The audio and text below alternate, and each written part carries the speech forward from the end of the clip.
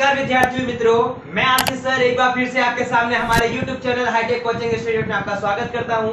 जैसा कि आप सभी ने मेरे लास्ट वीडियो यानी अकाउंट के सिलेबस के बारे में देखा था, अकाउंट के सिलेबस में मैंने क्या किया था, उसको दो भागों में किताब आपके सामने रखी थी और दोनों किताबों में अलग अलग सेक्शन था।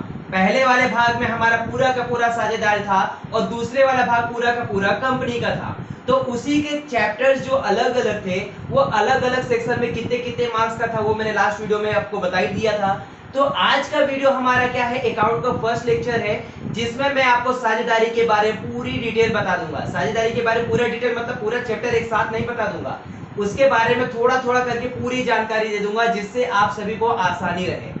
साझेदारी के हिसाबों में जितनी भी चैप्टर्स है, चाहे वो प्रवेश का हो, चाहे वार्षिक हिसाब का हो, चाहे ख्याति का मूल्यांकन का हो, चाहे निवृत्ति का हो, चाहे विसर्जन का हो, सारा का सारा मैं शॉर्ट में आप सभी को समझा देता हूं आज के लेक्चर में। तो ज्यादा टाइम वेस्ट न करते हुए आते हैं अपने लेक्चर की ओर।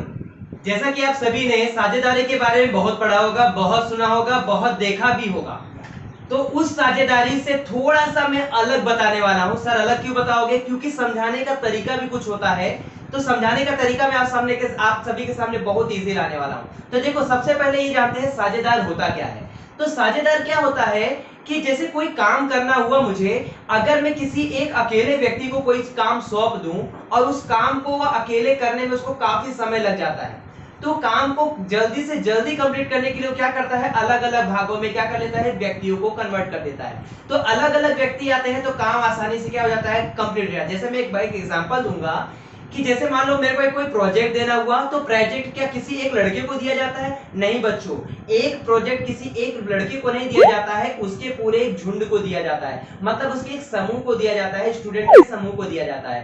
तो समूह के अंदर क्या होता है, जैसे मैंने एक प्रोजेक्ट दिया, किसी भी सब्जेक्ट की मैं बात कर लो, पर्टिकुलर एक जरूरी नहीं है कि अकाउंट है तो अकाउंट के लैंग्वेज में ही मैं समझाऊं। जैसे मान लो कोई एक प्रोजेक्ट दिया गया और उस प्रोजेक्ट को करने के लिए 6 बच्चों को बुलाया गया। अगर वो 6 बच्चे वो प्रोजेक्ट को पूरी तरह से कंप्लीट करके दिखाते हैं तो वो क्या करेगा, एक प्रकार से साझेदारी में मिलकर किसी एक प्रोजेक्ट को कंप्लीट कर लिए।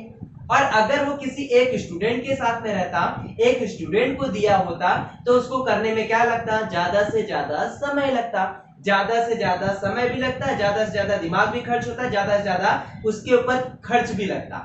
लेकिन अभी यहाँ क्या हुआ, मतलब उन्होंने एक समूह को दे दिया जिस समूह में मान लो 6 बच्चे हैं, एक समूह में 6 बच्चे हैं और इस 6 को एक काम कंप्लीट करना हो। एक काम मतलब कोई भी काम हो, जरूरी नहीं है, कोई भी काम को कंप्लीट करने के लिए जब 6 व्यक्ति जुड़ जाए तो हम क्या करते हैं, कुछ भी खर्च होगा, कुछ भी समय होगा, सबकी क्या होगी, बचत होगी। तो वही बचत करने के लिए, वही समय कम करने के लिए हम क्या करते हैं, साझेदारी को सामने लेकर आते हैं। तो अकाउंट के लैंग्वेज में थोड़ी सी परिभाषा डिफरेंस है, लेकिन काम एक ही है, ठीक है, उपयोग एक ही है। जैसे साझेदारी की परिभाषा की मैं बात करूं तो तुम्हारे सामने किताबों में सबके सामने यही दिया होगा कि साझेदारी, भारतीय साझेदारी कानून के कलम की 4 के अनुसार क्या दिया गया है, सभी व्यक्तियों की ओर से, ठीक है।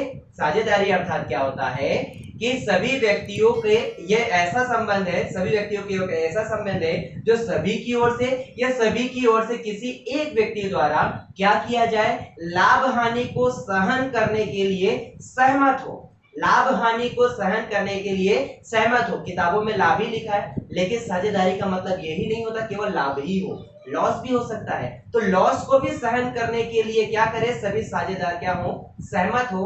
तो ऐसे व्यक्तियों को ही क्या कहा जाता है, साझेदार कहा जाता है।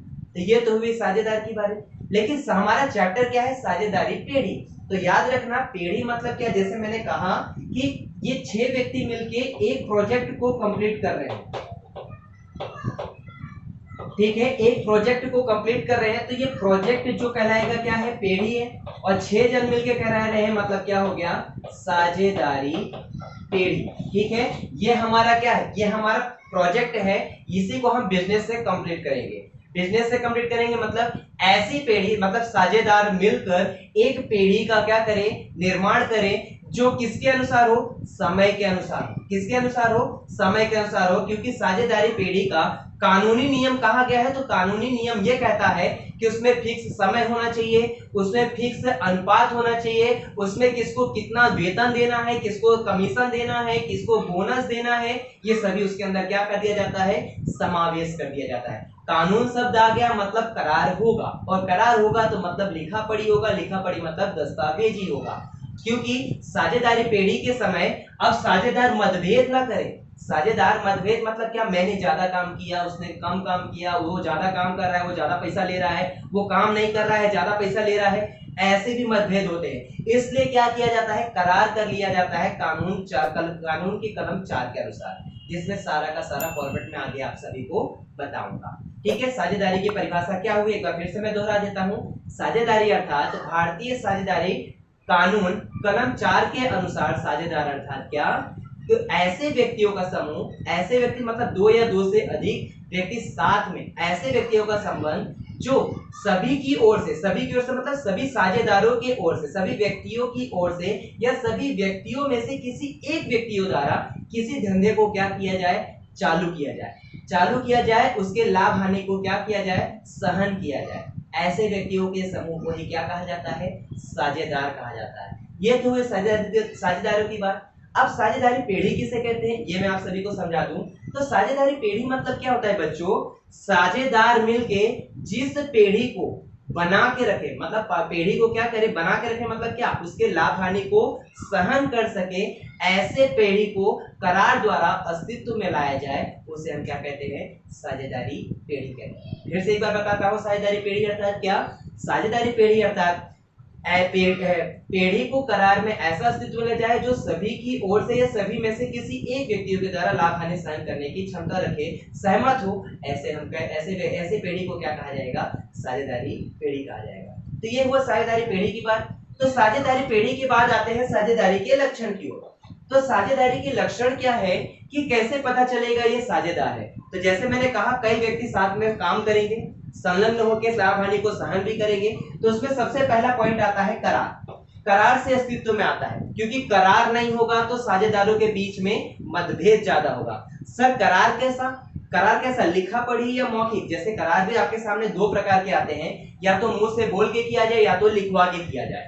तो ठीक है, जो मुंह से बोल के किया जाता है वो अधिकतर साझेदारी क्या हो जाती है, हमारे कानून के अनुसार असफल मानी जाती है, क्योंकि मुंह से बोली हुई बात निकल तो जाती है लेकिन दोबारा हम सेम चीज वो नहीं बोल पाते, इसलिए वो क्या कहा जाता है, नकारा जाता है या फिर नहीं माना जाता। यानी मौखिक करार नहीं माना जाता, पर लिखित दस्तावेज हाँ माना जाता है, लिखित करार माना जाता है, क्योंकि उसमें कानून का हस्तक्षेप हो जाता है। तो पहला पॉइंट हमारा क्या था, करार से अस्तित्व में लाना। करार से अस्तित्व में लाना, करार का मतलब क्या होता है, समय मर्यादा को ध्यान में रखकर, लाभ हानि का प्रमाण को ध्यान में रखकर, किस साझेदार को कितना क्या देना है, सब इसके अंदर समावेश किया जाएगा। तो पहला पॉइंट क्या है साझेदारी का, कि करार द्वारा अस्तित्व में आता है। करार द्वारा क्यों अस्तित्व में आता है, मैंने बताया, लिखित दस्तावेज होगा तो करार द्वारा अस्तित्व में आएगा, मौखिक द्वारा होगा तो नहीं होगा। मौखिक द्वारा क्यों नहीं होगा, फिर से मैं कहूंगा, क्योंकि मौखिक को कोई भी ध्यान में लिया जाता नहीं है। सेकेंड पॉइंट हमारा कौन सा है, लाभ का उद्देश्य। लाभ का उद्देश्य, पेढ़ी कोई भी हो उसका मेन उद्देश्य क्या होता है, लाभ करना। ठीक है, लेकिन अगर बाई चांस मान लो लाभ हानि का प्रमाण ना दिया हो, तो साझेदार को क्या किया जाता है, तो लाभ का प्रमाण जब नहीं दिया होगा तो साझेदार को क्या करेंगे, समान प्रमाण मानेंगे, क्योंकि उसमें कोई अनुपात नहीं दिया गया, सब साझेदार को बराबर पैसा मिलेगा। ठीक है, ये भी टॉपिक क्लियर हुआ। तीसरा पॉइंट है वैधानिक धंधा। वैधानिक मतलब जिसमें कानून का हस्तक्षेप जरूरी हो। वैधानिक धंधा मतलब क्या, कानून का हस्तक्षेप जरूरी हो, और कानून का हस्तक्षेप अगर जरूरी है तो उसके नियम को हमें पालन करना पड़ेगा। अगर जो नियम का पालन नहीं करेगा उसको साझेदारी पेढ़ी से हटा दिया जाएगा। ये सारे नियम उस वैधानिक धंधे के अंदर आ जाता है। फिर उसके बाद है एक दूसरे के एजेंट। एक दूसरे के एजेंट मतलब क्या, एक दूसरे की दलाली करना नहीं बच्चों, एक दूसरे की दलाली करना ये नहीं होता। एक दूसरे के एजेंट मतलब मेरे साथ, जैसे मान लो ए, बी और सी तीन व्यक्ति हैं साझेदारी पेढ़ी के अंदर। इन तीनों व्यक्ति में अगर मैं बात करूं कि तीनों को एक दूसरे का कहना सुनना पड़ेगा, तीनों का एक दूसरे को क्या करना पड़ेगा, कहना सुनना पड़ेगा। तो कहना सुनने के लिए अगर बाई चांस मान लो ये दोनों रेडी हैं और ए वाला बोलता है मैं इस चीज से सहयोग नहीं हूं, तो इसका रीजन पूछेगा कि भाई, ये दोनों रीजन पूछेंगे कि दो जन का हमारा सपोर्ट है तो तीसरा ना क्यों बोल रहा है। ठीक है, तो यानी कहने का मतलब ये है तीनों को हमें साथ में मिलकर काम करवाना है। अगर दो बोल रहे हैं कि हाँ ये चीज होनी चाहिए और तीसरा बोल रहा है नहीं होना चाहिए, तो ये दोनों पूछेंगे कि रीजन बताओ कि तुम हमारे साथ उस चीज के बारे में क्यों ना बोल रहे हो, क्या आपके पास इससे अच्छा भी कोई सॉल्यूशन है, ऐसा हो सकता है। तो वही चीज के लिए एक दूसरे के एजेंट है। अगर कहेंगे तो तीनों साथों को एक साथ एक ही चीज करनी है, अगर तीनों अलग अलग करेंगे तो साझेदारी के अंदर उसका समावेश नहीं किया जाएगा, उसमें क्या होगा, साझेदारों के बीच मतभेद उत्पन्न हो जाएगी। इसलिए उन तीनों को यानी साझेदारों को एक एजेंट के रूप में काम करना पड़ता है कि एक कहेगा तो सबको मानना पड़ेगा, अगर उसमें गलती है तो तुम बताओ, उससे अच्छा कोई सुझाव है तो तुम रखो, वो सब हम देख लेंगे। ठीक है, तो ये भी हो गया पॉइंट। इसके बाद है सदस्यों की संख्या, जो कि मोस्ट आईएमपी है। मोस्ट आईएमपी है, मोस्ट आईएमपी इसलिए है क्योंकि इसमें से एक मार्क्स का एक फिक्स क्वेश्चन आता है जो साझेदारी की संख्या के लिए होता है। तो जैसे साझेदारों की संख्या में कम से कम तो 2 सदस्य होने चाहिए, ये तो हमें पता ही है, कम से कम 2 सदस्य होने चाहिए, ये हमें पता है, लेकिन अधिक से अधिक कितना होना चाहिए, अधिक से अधिक कितने होने चाहिए। तो देखो साझेदार के अनुसार, साझेदारी पीढ़ी के अनुसार अधिक से अधिक मैं कहूं तो 100 होना चाहिए, और कंपनी कानून के अनुसार कहा जाए तो 50 होना चाहिए। ठीक है, ये पॉइंट मोस्ट आईएमपी है। ठीक है, ये पॉइंट मोस्ट आईएमपी है, और मोस्ट आईएमपी किस लिए है ये मैं फिर से बता दूं। ये जो 100 संख्या है अधिक से अधिक में, साझेदारी कानून के अनुसार, साझेदारी कानून के अनुसार 100 सदस्य से ज्यादा नहीं होने चाहिए, और जबकि कंपनी धारा के अनुसार कितने सदस्य होने चाहिए, 50 होने चाहिए। ये भी पॉइंट क्लियर हो गया। इसके बाद है अमर्यादित जिम्मेदारी। अमर्यादित जिम्मेदारी का मतलब ये होता है कि सभी साझेदारों की जिम्मेदारी कैसी होनी चाहिए, बराबर होनी चाहिए। अब ये नहीं कि 2-3 साझेदार हैं, 3 साझेदारों में 2 अच्छे से काम कर रहे हैं और तीसरा खाली मुंह ताक के खाली पैसा लेके जा रहा है। ठीक है, तो इसमें क्या होगा, साझेदारों के बीच में मतभेद उत्पन्न होगा। तो मतभेद उत्पन्न ना हो इसलिए तीनों साझेदारों को समान जवाबदारी दी जाती है, और समान जवाबदारी मतलब सबको एक जैसा जवाबदारी लेनी पड़ेगी। ऐसा नहीं है कि 2 काम करेगा तो तीसरा काम नहीं करेगा, अगर तीसरा काम नहीं करेगा तो साझेदारी से उसको हटा दिया जाएगा। इसलिए इनकी जिम्मेदारी कैसी होती है, अमर्यादित होती है, क्योंकि ये तीनों मिलकर एक पीढ़ी का निर्माण कर रहे हैं, और वही पीढ़ी हमें क्या करना है, आगे भी बढ़ाना है। ऐसा नहीं है कि 1 साल कर लिए, 2 साल कर लिए, करार के अनुसार 3 साल था, 3 साल करने के बाद फिर पीढ़ी को छोड़ के चले जाओ। अगर तुम्हारा जम रहा है तो आगे भी पीढ़ी बढ़ा सकते हो ना, अगर नहीं जमेगा तो तुम्हें 3 साल के अंदर भी तुम क्या कर सकते हो, क्लोज कर सकते हो, जिसमें हमें क्या हो जाएगा, लॉस हो जाएगा। तो ये था हमारे अमर्यादित जिम्मेदारी। इसके बाद है पीढ़ी की मालिकी और उसका संचालन, ये मोस्ट आईएमपी है। अब इसमें क्या होता है कि साझेदारी की जो मालिकी और संचालन है, अगर मैं सभी को सौंप दूंगा, जैसे मैं 3 साझेदार को बोला और तीनों का मतभेद क्या है, मत अलग है, मैं ऐसा करूंगा तो दूसरा बोल रहा मैं ऐसा नहीं करूंगा, तो तीसरा बोल रहा मैं दोनों का नहीं करूंगा, तो इसमें क्या होता है, संचालन अच्छे से नहीं हो पाता। तो ये तीनों क्या करेंगे, तीनों मिलकर कहेंगे कि हम तीनों में से किसी एक को ऐसा डिसीजन लेना पड़ेगा जो सर्वोपरि रहेगा। सर्वोपरि मतलब वही सही होना चाहिए, अगर ऐसा नहीं होगा तो तीनों मतभेद होगा तो हमारी पीढ़ी आगे चल सकती नहीं है। इसीलिए कहा गया है पीढ़ी की मालिकी किसी एक व्यक्ति को सौंप दी जाती है जो पूरा का पूरा क्या कर सके, डिसीजन ले सके और उसका अच्छी तरह से क्या कर सके, संचालन कर सके।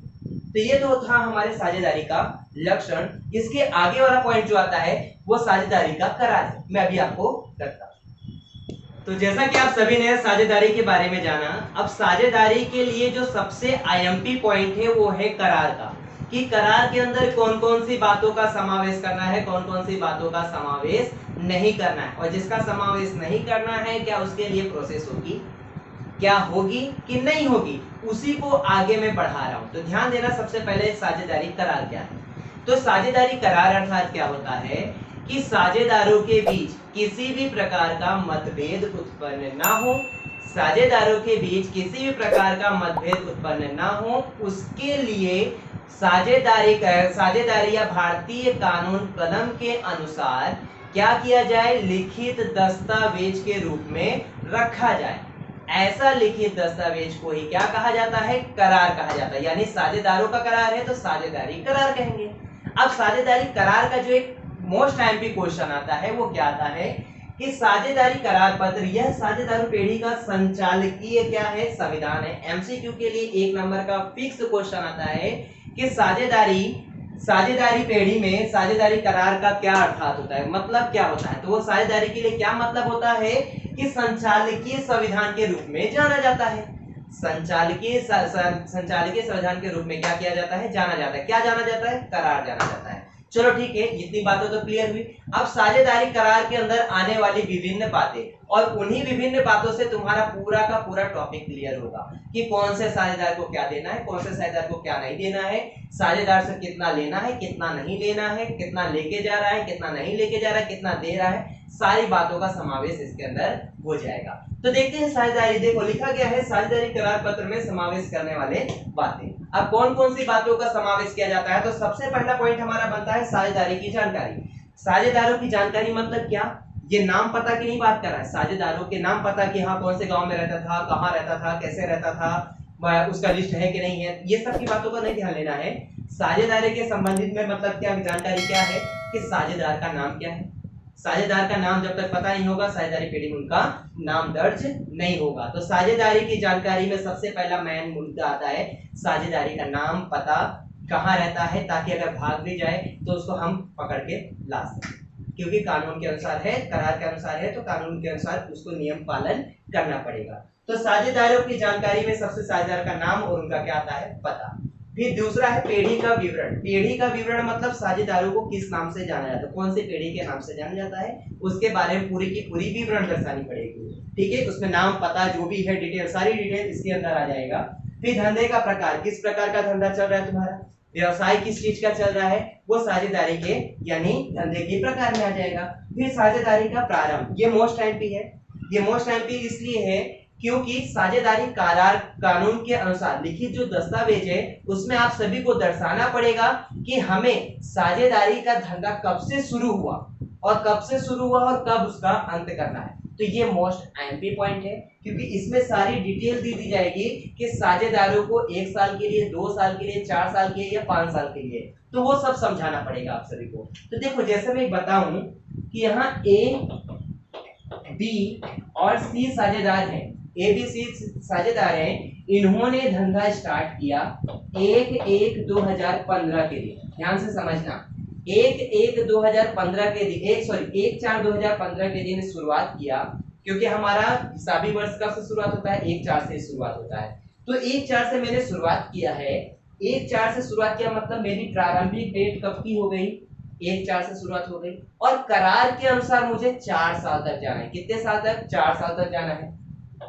मतलब ये साझेदारी पेढ़ी कितने साल तक जाएगी, साल तक, 4 साल तक जाएगी। तो 4 साल यानी कितना होगा, 2015, फिर उसके बाद 1/4/2016, 1 साल हुआ यहाँ पर, फिर 1/4/2017, फिर 1/4/2018 और 1/4/2019। देखो यहाँ से यहाँ तक 1 साल हुआ, यहाँ से यहाँ तक 2 साल हुआ, यहाँ से यहाँ तक 3 साल हुआ, यहाँ से यहाँ तक 4 साल हुआ। और अगर आगे साझेदारी पेढ़ी आगे बढ़ानी है तो इनको अलग से फिर से क्या करना पड़ेगा, करार करना पड़ेगा। लेकिन ये 4 साल मतलब इस टाइम पे उसका क्या हो जाएगा, अंत हो जाएगा, साझेदारी पेढ़ी का क्या हो जाएगा, अंत हो जाएगा। तो यहाँ पे वही कहा गया है साझेदारी का प्रारंभ। तो साझेदारी के प्रारंभ जैसे मैंने बताया, इन तीनों साझेदारी का प्रारंभ कब हुआ, 1/4/2015 से। कितने साल के लिए है, 4 साल के लिए, ये इसके अंदर समावेश कर दिया जाएगा।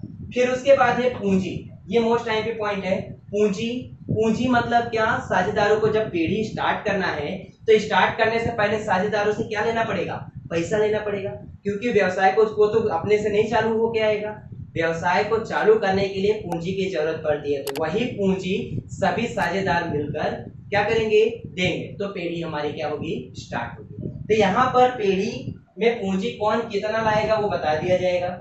जैसे मैं ए बी सी की बात करूं, ये ए बी सी जो साझेदार हैं, ए ने मान लो 50,000 पूंजी लाया, बी ने 1 लाख लाया और सी ने 30,000 लाया।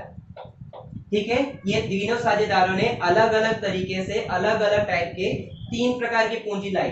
व्यवसाय को चालू करने के लिए टोटल पूंजी कितनी की जरूरत हो गई, 1,80,000, और 1,80,000 में 50,000 ए दिया, बी हमारा 1 लाख दिया और सी हमारा 30,000 दिया। तो ये हमारा क्या हो गया, उसकी पूंजी को दर्शाना पड़ेगा करार के अनुसार कि ए ने इतना पूंजी दिया था स्टार्ट करते समय, बी ने इतना पूंजी दिया था और सी ने इतना पूंजी दिया था। और उसके बाद का पॉइंट है पूंजी पर ब्याज।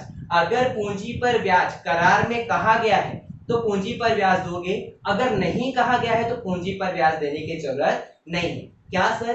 करार में, करार पत्र में अगर पूंजी का ब्याज के बारे में कोई उल्लेख किया गया है तो पूंजी पर ब्याज दोगे। अगर परसेंटेज का मान दिया है, परसेंटेज देगा तो तुम्हें पूंजी पर ब्याज देना पड़ेगा, नहीं तो तुम्हें पूंजी पर ब्याज देने की जरूरत नहीं है। तो इस पॉइंट पे ये भी क्लियर हो गया, पूंजी तो दिया, पूंजी तो कंपलसरी था। अगर पूंजी पर ब्याज के बारे में कोई भी सूचना ना दे तो पूंजी पर ब्याज देने की जरूरत नहीं है, और अगर पूंजी का ब्याज देने की सूचना दी है तो तुम्हें पूंजी पर ब्याज देना पड़ेगा।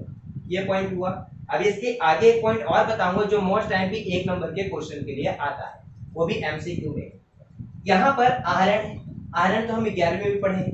आहरण मतलब क्या होता था? जब व्यवसाय का मालिक खुद के लिए निजी संपत्ति कंपनी की संपत्ति निजी काम के लिए लेके चला जाता था, उसको हम आहरण कहते थे। यहाँ पर भी सेम चीज है, वहां पर एक कंपनी रहती थी, यहाँ पर एक साझेदार। साझेदार, यदि साझेदार अपने निजी काम के लिए पेढ़ी में से कुछ रकम निकाल ले या माल सामान लेके चला जाए तो वो हमारा क्या कहलाता था? आहरण। तो यहाँ पर भी सेम वही पॉइंट है, आहरण का पॉइंट क्लियर हुआ। फिर उसके नीचे तुरंत क्या है? आहरण पर ब्याज। आहरण पर ब्याज, तो ये आहरण पर ब्याज है, जैसे हम आहरण ले रहे हैं कंपनी से तो हमें उसका ब्याज क्या करना पड़ेगा? चुकाना पड़ेगा। इसके बारे में पूरी डिटेल आप सभी को समझाऊंगा, आहरण पर ब्याज और पूंजी पर ब्याज की। तो ये क्लियर हुआ। इसके आगे क्या है? लाभ हानि का वितरण। ये मोस्ट टाइम भी है। ये मोस्ट टाइम भी इसलिए है क्योंकि लाभ हानि वितरण क्या है? लाभ हानि मतलब लाभ को भी सहन कर सके और हानि को भी सहन कर सके। इसके लिए क्या किया जाता है? करार पत्र में उनका अनुपात निश्चित कर दिया जाता है। जैसे मैं बात करूं कि ABC साझेदार हैं, उनके लाभ हानि का प्रमाण 3:2:1 निर्धारित किया गया है। ठीक है, तो इनका लाभ हानि जो भी होगा, लाभ होगा तो लाभ, हानि होगी तो हानि, उसको हम क्या करेंगे? 3:2:1 के प्रमाण में बांट देंगे, सभी साझेदारों को बांट देंगे। तो ये अगर पॉइंट नहीं दिया है तो अब क्या करोगे सर? तब क्या करना पड़ेगा सर? तो यहाँ पर हम क्या करेंगे ऐसी चीजों के लिए? अगर ये प्रमाण नहीं देता है तो तीनों साझेदारों को समान बांटेंगे। समान मतलब 1:1:1, मतलब समान रूप से हम क्या कर देंगे? उसको बांट देंगे। वो भी साझेदारी करार पत्र में दिया जाएगा। अगर दिया जाएगा तो इस प्रमाण में, मतलब अनुपात कोई भी हो सकता है, और अगर नहीं दिया जाएगा तो समान प्रमाण। यहाँ तक तो क्लियर हो गया है। इसके बाद आगे क्या लिखा गया है? साझेदारों को बोनस, कमीशन, वेतन, पारिश्रमिक जो भी देना हो। जैसे क्या होता है, कई साझेदार ऐसे होते हैं कि जो एक्स्ट्रा वर्क भी करते हैं, कंपनी के प्रति, पेढ़ी के प्रति बहुत ज्यादा जागरूक होकर अधिक से अधिक काम करने की कोशिश करते हैं। तो अगर साझेदारी करार के अनुसार कहा गया है कि एक्स्ट्रा काम करने का तुम्हें पैसा मिलेगा, वेतन के रूप में मिलेगा, बोनस के रूप में मिलेगा, कमीशन के रूप में मिलेगा, तो वो अगर कहा गया है करार पत्र में तो देना पड़ेगा, और अगर नहीं कहा गया है तो देने की जरूरत नहीं है। याद रखना, ये सारा पॉइंट जो है वो साझेदारी के लिए इनकम कहलाएगा, आवक कहलाएगा, पेढ़ी के लिए क्या कहलाएगा? खर्च कहलाएगा। ये सारी डिटेल मैं अभी बताऊंगा आने वाले लेक्चर में, जिसमें हमें पूंजी खाते के साथ पूरा विस्तृत बताऊंगा, पूंजी और लाभ हानि वितरण खाते में। देखो, इसके बाद है साझेदारों द्वारा पेढ़ी को दी लोन। इस पे थोड़ा सा कंफ्यूजन रहता है। देखो, साझेदारों द्वारा मतलब साझेदार, जैसे ABC ये मिलकर एक पेढ़ी चला रहे हैं, ठीक है, पेढ़ी चला रहे हैं। अब इसमें से साझेदारों द्वारा पेढ़ी को मतलब किसको लोन दे रहे हैं? दी लोन पर का ब्याज। अब ध्यान से समझना, अब यहाँ 1,80,000 हुआ है, लेकिन ऐसा हुआ व्यवसाय को, पेढ़ी को स्टार्ट करने में 2.5 लाख रुपए लग गए। कितने रुपए लग गए? 2.5 लाख रुपए लग गए। तो 2.5 लाख में से 1,80,000 तो साझेदारों ने दे दिया। अब ऐसा हुआ कि बाकी की रकम, बाकी का कितना बचेगा? 2.5 लाख में से 1,80,000 निकाल दो, कितना बचेगा? शायद 70,000 बचे। ठीक है, 70,000 बचेगा। तो ये 70,000 की रकम, अब ये पैसा वाला है, ए के पास पैसा बहुत है, लेकिन ये क्या बोल रहा है? मैं दे तो दूंगा, लेकिन किसके रूप में? लोन के रूप में। किसके रूप में? लोन के रूप में। इसीलिए कहा गया साझेदार द्वारा, साझेदार दे रहा है, पेढ़ी को दी लोन, पेढ़ी को दे रहा है मतलब इसको दे रहा है। 2.5 लाख की जरूरत थी और 1,80 पूरा हुआ था, 70,000 अभी भी बचा था। तो ये 70,000 कौन दे रहा है? ए दे रहा है। किसको दे रहा है? पेढ़ी को दे रहा है। किस रूप में दे रहा है? लोन के रूप में दे रहा है। तो लोन के रूप में दे रहा है तो पेढ़ी के लिए तो खर्च ही होगा, क्योंकि उसका ब्याज उसको देना पड़ेगा। और अगर परसेंटेज उसका ब्याज का दर की परसेंटेज दिया है तो तुम ब्याज का दर निकालोगे, और अगर नहीं दिया तो नहीं देना पड़ेगा सर, नहीं देना पड़ेगा। यही एक ऐसा पॉइंट है जिसमें तुम्हें लोन के ब्याज की दर दिया हो तो ठीक है, नहीं दिया होगा तो 6% की दर से तुम्हें ब्याज देना पड़ेगा। ठीक है, यहां तक तो हो गया सर। इसके बाद एक ख्याति। ख्याति का मतलब क्या होता है? व्यवसाय में अदृश्य संपत्ति है, बाजार में प्रतिष्ठा रखने वाली ये अदृश्य संपत्ति है, दिखती नहीं लेकिन होती है। तो यहाँ पर ख्याति भी क्या करते हैं? साझेदारों के रूप में बांटते हैं। जैसे मैं कहूं, ये तीन जो साझेदार थे, ये जो तीन साझेदार थे वो काफी नामी पेड़ी है, मतलब काफी सालों से काम कर रहे हैं, जिसकी वजह से इनका मार्केट में वैल्यू बढ़ गई है। तो मार्केट में वैल्यू बढ़ी तो इनकी ख्याति भी क्या होगी? बढ़ेगी। और अगर मैं कहूं कि ये काफी सालों से काम कर रहे हैं, इनका कोई क्रेडिट नहीं है, तो इनके क्रेडिट नहीं तो इनकी ख्याति भी क्या हो जाएगी? डाउन हो जाएगी, जिससे कोई उनका मतलब नहीं होगा, प्रॉफिट कुछ होगा नहीं। ख्याति भी याद रखना, इसमें निकलता है, प्रॉफिट पे ही निकलता है। इसके बाद है प्रवेश और निवृत्ति। प्रवेश और निवृत्ति क्या है? ये तुम्हारा एक अलग से चैप्टर भी दिया जाएगा तुम्हारे इस भाग 1 में ही, प्रवेश, साझेदारों का प्रवेश और साझेदारों की निवृत्ति। तो बच्चे, साझेदारों का प्रवेश और साझेदार की निवृत्ति क्या है ये मैं बताता हूँ। सबसे पहले मैं बताता हूँ प्रवेश के बारे में। प्रवेश के बारे में ये मैं बता रहा हूँ, जैसे मान लो मैंने बताया था ए बी सी और ये साझेदार हैं, इनका काम का लोडिंग बढ़ गया, इनको पैसे की और जरूरत पड़ गई। 2.5 लाख थी, 2.5 लाख से और भी ज्यादा पैसों की जरूरत पड़ गई। तो और पैसों की जरूरत पड़ गई तो उसमें क्या करना पड़ेगा? हमने सोचा कि एक काम करते हैं, क्यों ना हम एक और साझेदार को बुला लेते हैं और उससे हम क्या करेंगे? पूंजी के रूप में ले लेंगे पैसा। तो वो हम अगर तीसरे चौथे साझेदार को लेके आते हैं डी को, और अब मुझे रकम की जरूरत पड़ गई 3.5 लाख। ठीक है, 3.5 लाख की रकम की जरूरत पड़ गई, तो 2.5 लाख का तो बंदोबस्त हो गया लोन के साथ में, लेकिन अभी भी मुझे कितना? 1 लाख रुपए चाहिए। तो मैं 1 लाख किसको ले लिया? डी से ले लिया। डी से 1 लाख रुपए ले लिया, जिसमें एक और नया साझेदार जुड़ गया जिसका नाम क्या हो गया? डी।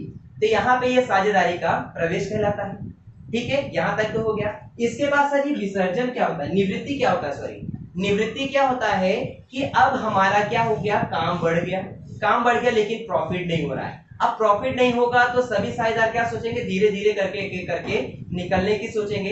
लेकिन निवृत्ति भी कई प्रकार की होती है, मृत्यु भी हो जाए, दिमाग से पागल हो जाए, या फिर काम करने के योग्य ना हो, एक्सीडेंट हो जाए, काम ना करे लेकिन पैसा लेके जाए, तो काफी प्रकार से निवृत्ति भी होती है।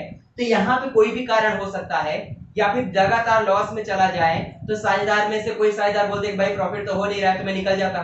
तो जो निकलना होता है उसी को क्या कहा जाता है? निवृत्ति। जैसे ये एबीसीडी करके जो साझेदार हैं, ये 2 साल काम किए, 2 साल तक काम किए साथ में, लेकिन प्रॉफिट नहीं पा रहे। जब प्रॉफिट नहीं पा रहे तो ये दोनों क्या हो गए? अलग हो गए। अलग हो गए मतलब निकल गए, निकलना हो गया इनका। तो जब निकलना हुआ तो ये दोनों का क्या हुआ? निकल गए, लेकिन पेड़ी चल रही, अभी भी 2 साझेदार मिलके चल रहे हैं। तो ये जो 2 निकले हैं उनको हम क्या कहेंगे? निवृत्ति कहेंगे। क्या कहेंगे? निवृत्ति। तो निवृत्ति की भी अलग अलग कंडीशन है, वो आने वाले चैप्टर में मैं बताऊंगा जैसे जैसे चैप्टर आगे बढ़ेगा। फिर इसके बाद आता है पेढ़ी का विसर्जन। पेढ़ी का विसर्जन, मान लो ये लगातार लॉस में जा रहे हैं, या तो समय मर्यादा खत्म हो जाए तो उस समय पेढ़ी का विसर्जन किया जाता है, और या तो ऐसा हो सकता है कि सभी साझेदारों के बीच में जम नहीं रहा है तो सभी साझेदार मिलकर स्वैच्छिक विसर्जन कर दें, ये भी पॉइंट हो सकता है। तो ये सारे के सारे पॉइंट किसके आ जाते हैं? साझेदार के करार पत्र के अनुसार आ जाते हैं। लेकिन सर आपने एक चीज बताया था कि आप ये समझाने वाले थे कि पूंजी पर ब्याज और आहरण पर ब्याज, इस पर से कुछ 2 क्वेश्चन बनते थे। हाँ, ये 2 क्वेश्चन बनते हैं, ये मैं क्या है मैं बताता हूँ आपसे।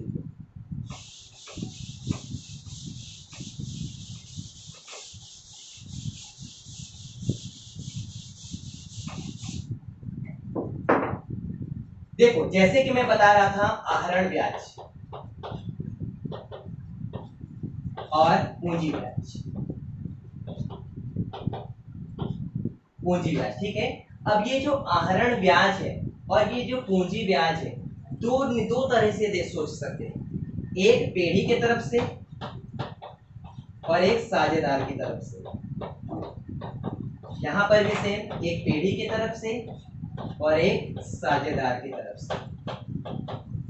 ठीक है, ध्यान देते रहना। यहाँ पे आहरण पर ब्याज जो है, आहरण क्या होता है? साझेदार लेता है, साझेदार लेगा तो उसको ब्याज देना पड़ेगा। अब जब ब्याज देंगे तो साझेदार के लिए क्या होगा? ध्यान से समझना, साझेदार आहरण क्या करता है, लेता है। तो लेगा तो उस पे अगर मैं किसी से पैसा लूंगा तो मुझे उस पर ब्याज देना पड़ेगा। अगर मैं किसी से पैसा लूंगा तो मुझे ब्याज देना पड़ेगा। अगर मैं दूंगा तो मेरे लिए क्या कहलाएगा, खर्च कहलाएगा, क्योंकि मैं साझेदार हूं।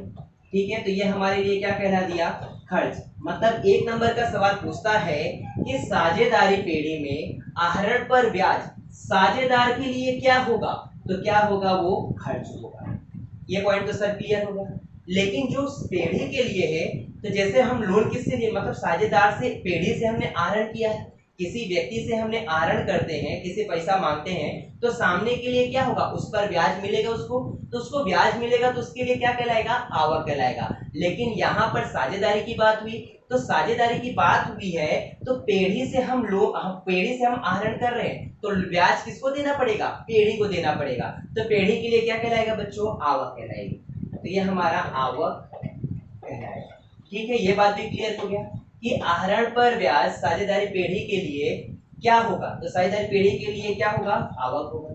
ठीक है, इसका ठीक अपोजिट किसके लिए होता है, पूंजी पर ब्याज का होता है। क्योंकि देखो, पूंजी पर ब्याज जो होता है पूंजी पर निकलता है।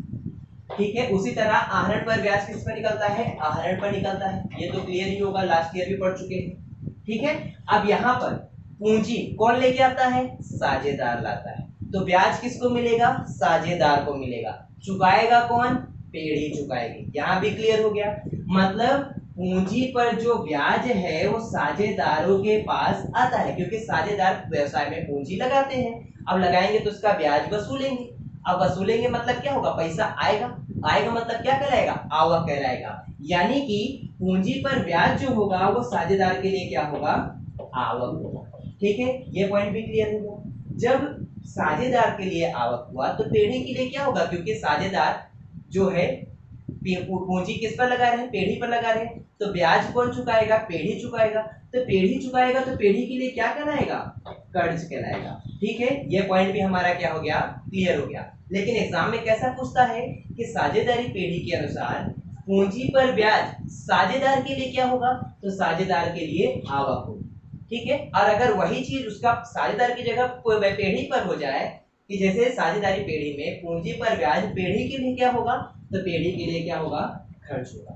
ठीक है, तो यहाँ पर हमारा आज का लेक्चर क्या करते हैं, समाप्त करते हैं। आने वाले वीडियो में मैं इसके कुछ नियम बताऊंगा जो भारतीय कंपनी के अनुसार है, साझेदारी पेढ़ी के अनुसार है, जो कलम 1932 के अनुसार है, उसके सारे नियम मैं आने वाले वीडियो में बताऊंगा, आने वाले लेक्चर में बताऊंगा। अगर आप सभी को हमारा ये लेक्चर पसंद आया हो तो लाइक कीजिए, ज़्यादा से ज़्यादा शेयर कीजिए और सब्सक्राइब करना ना भूलें। और अगर आपने सब्सक्राइब किया है तो आने वाला जो कोई भी सब्जेक्ट का वीडियो होगा वो आप सभी को क्या हो जाएंगे, आसानी से मिल जाएंगे। और अगर आपने सब्सक्राइब किया है तो बेल बटन दबाना मत भूलें, जिसके चलते हमारा कोई भी नोटिफिकेशन आएगा तो आप सभी के सामने रख दिया जाएगा। तो इसी के साथ हमारा आज का लेक्चर यहाँ समाप्त हुआ। जय हिंद।